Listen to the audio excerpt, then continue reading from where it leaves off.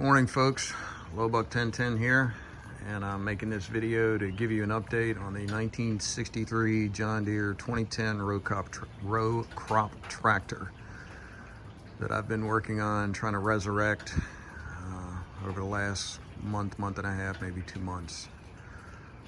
I got the cylinder head back from the machine shop.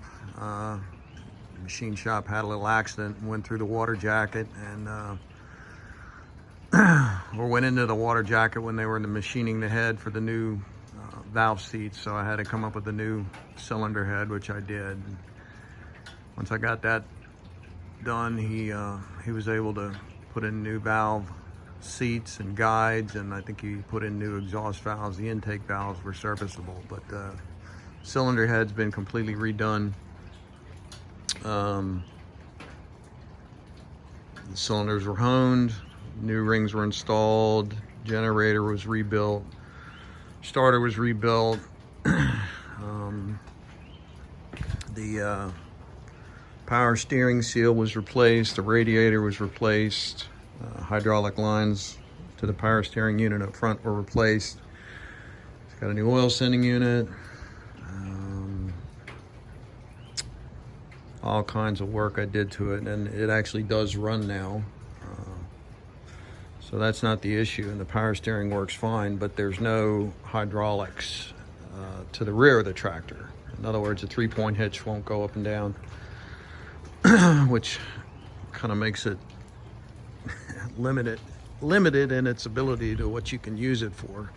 You can see the lift arms are down now, and they won't go up. So I'm trying to figure out what exactly is wrong with it. I've taken the power steering pump out of the belly of the tractor and removed a couple of valves in there, and I've also removed, I think, something called a flow diverter valve on the front of the transmission,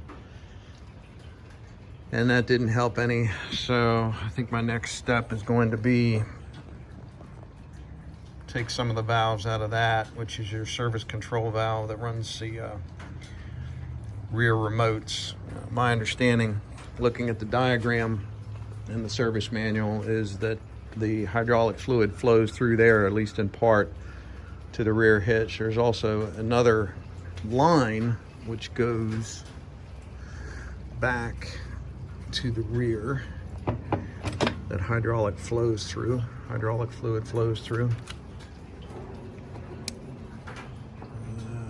which, if you can see, those two bolts,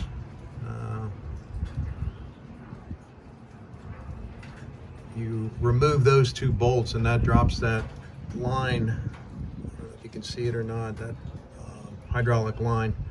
It'll drop that down, and you can actually take the entire rock shaft assembly off. But I do have oil, or hydraulic oil. If you can see that little recessed area down there with a small hole in it, oil is flowing through there. That's your return line. So I know there's oil getting back here. I just don't know why it's not pressurizing the two pistons to go up and down. There's probably one or several valves stuck there, or stuck in the service control valve. So still trying to work on that. I did get the dash put back together. The coolant temperature gauge works, tachometer works, fuel gauge works as far as I know. So it's coming along, and it actually runs pretty good. I just don't have hydraulics, so let me start it up here, and you can listen to it run.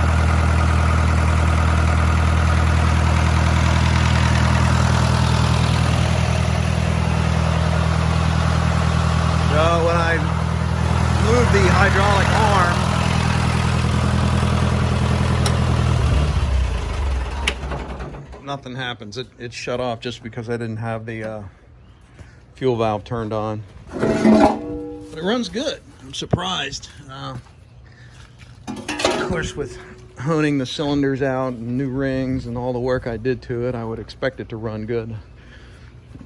Completely redid the cylinder head, but so the running is not really an issue. It's just getting the 3-point to work, the hydraulics to work. Once that happens, then it'll turn out to be a functional, usable piece of equipment again. What else? I got a new seat on it, which you can't really see. Here it is over there in the corner. Yeah, so once I get the issues figured out with the hydraulics and get the 3-point hitch working again, then I'll go ahead and put it up for sale. Obviously, I still have to go through the brakes and make sure that they're functional as well. I haven't really had a chance to drive it around much, except just out in the backyard a little bit or do any work. But before I put it up for sale, I'm going to make sure I get several hours of run time on it to make sure everything's functioning. But in terms of the engine, that was a successful evolution. Starts, runs fine, 0 problems. Pretty happy with the results of that. So just need to try and figure out what's wrong with the 3-point hitch. And I understand in 2010s it's a very common problem to have issues with the hydraulics. I've been all over the internet trying to figure out what it is, and evidently these tractors have quite a bad reputation. They're probably the most hated model of tractor John Deere ever made, and people hurl all sorts of insults about them. But nonetheless, this is what I've got, and I'm going to try and get it squared away so somebody can have a good tractor. But either way, that's where we are now, and like I said, the next step is to go ahead and get the hydraulics working, and then should be ready to go. But that's the update on it, and if you got any questions or comments, just go ahead and leave them below, or hit the subscribe button if you want to do that too. All right, Low Buck 1010 signing out.